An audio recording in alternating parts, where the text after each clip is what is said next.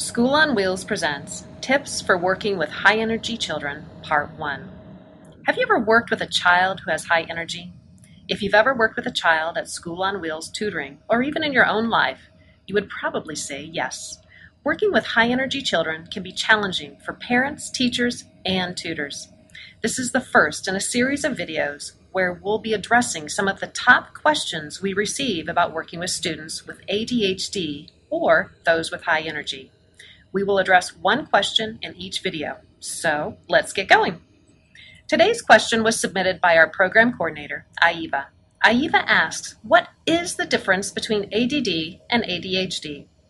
During tutoring, we often don't know whether a child has been diagnosed with an attention deficit challenge.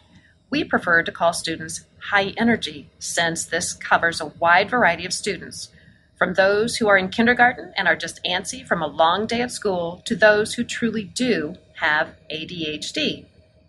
But this is an extremely popular question, so let's get to the answer. According to the National Center for Learning Disabilities and Healthline.com, ADD and ADHD are actually both the same condition. ADD is just one subtype of the umbrella condition ADHD. There are actually 3 different types of ADHD. ADHD, predominantly hyperactive impulsive type, is what we think of when we talk about a child with ADHD. They are hyperactive and have challenges with controlling their actions. ADHD, predominantly inattentive type, is what we commonly think of as ADD.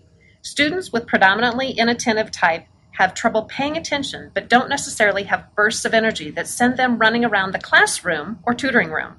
As a result, many of these students are overlooked, while students with hyperactive or impulsive traits are more likely to be diagnosed.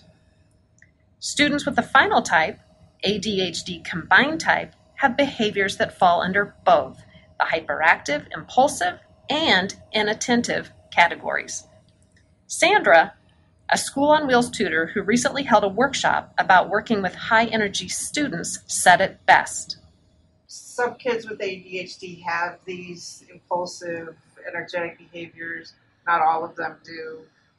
And some kids with these behaviors don't have ADHD. And even if they do have ADHD, there's a wide spectrum. In summary, not all kids with lots of energy have an ADHD diagnosis. Conversely, not all kids with ADHD have high levels of energy. In this video series, we will give you, as a tutor, some simple strategies to work with kids who are having trouble sitting still or concentrating on homework or other tutoring activities. We are not here to diagnose a child with ADHD. Rather, we are here to provide a positive learning experience for all students.